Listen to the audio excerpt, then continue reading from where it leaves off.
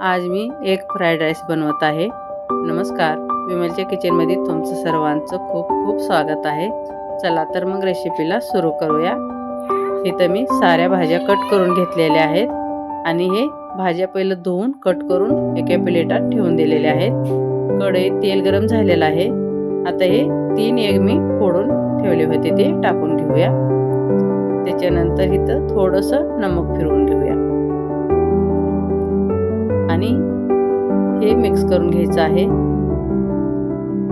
हे आपल्याला फक्त असंच मिक्स करून एका प्लेटात काढून ठेवायचं आहे।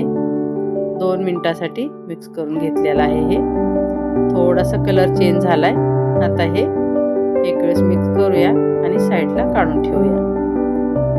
हे आपल्याला साईडला झाल्याच्या नंतर इथं मी दुसरं तेल टाकत आहे। आता इथं भाज्या परतून घेऊया आपण। भाज्या फुल गॅसवरच परतायच्या आहेत। तेल गरम झाल्याच्या नंतर कट केलेला लसूण टाकून घेतलेला आहे। इथं 2 कट करून मिरची टाकलेली आहे। तुमच्या आवडीप्रमाणे कमी जास्त करू शकता।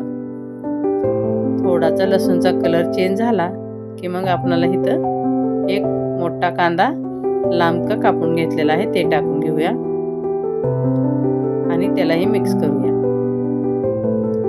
2-3 मिनिटांसाठीच आपल्याला कांदा परतून घ्यायचा आहे। याचा कलर चेंज होऊ द्यायचा नाही। हे बघा, कांदा आपला परतून झालेला आहे। इथं बीज टाकून घेतलेले आहे बारीक कट करून। एक गाजर घेतलेला आहे आणि शिमला मिरची हे टाकून घेऊया। आपल्या आवडीप्रमाणे भाज्या घ्या किंवा एक भाजी 2 भाजी नसेल तरीही चालतंय, स्किप करू शकता तुम्ही। ह्याला हे फुल गॅसवर 2-4 मिनिटांसाठी परतून घ्यायचं आहे। खूप स्वादिष्ट बनते ही रेसिपी, एक वेळेस नक्की ट्राय करायला पाहिजे। आपल्या भाज्याचा कलर चेंज झालेला आहे। आता इथं 1 चमच अद्रक लसूण मी टाकलं होतं, ते व्हिडिओमध्ये आलेलं नाही। अद्रक लसूण परतल्याच्या नंतर इथं 1 चमच सोया सॉस टाकत आहे आणि हे शेजवान चटणी आहे 1 पाकीट, ते टाकून घेऊया। इथं मी हे नूडल्स मसाला टाकत आहे। तुमच्याकडे जर बिर्याणी मसाला किंवा फ्राईड राईस असेल तर ते टाकू शकता। व्यवस्थित मिक्स करून घेऊया।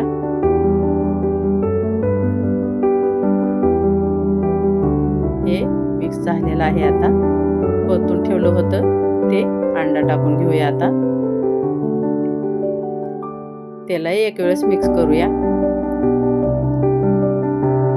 भाज्या खात नाही तर मुलं, तर तुम्ही असं जर केलं तर आवडीनं खातात मुलं। आणि तुम्हाला अंडा टाकायचं नसेल तर खाली भाज्या टाकूनही करू शकता।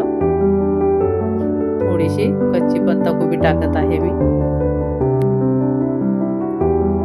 आणि थंड करून ठेवलेला भात टाकत आहे। इथं 2 शिट्ट्या देऊन हे भात कुकरमधून काढून एका प्लेटात ठेवलेला होता।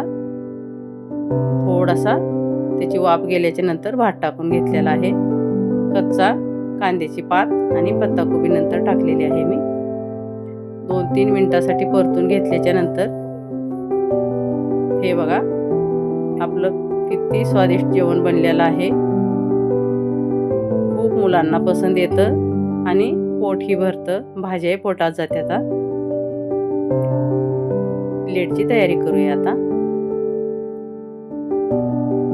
इथं एका पॅनमध्ये तेल गरम करायला ठेवलं होतं। 2 अंडे टाकावं म्हणून हे तेल थोडं जास्त टाकलेलं होतं, पण एकच अंडा टाकलेला आहे।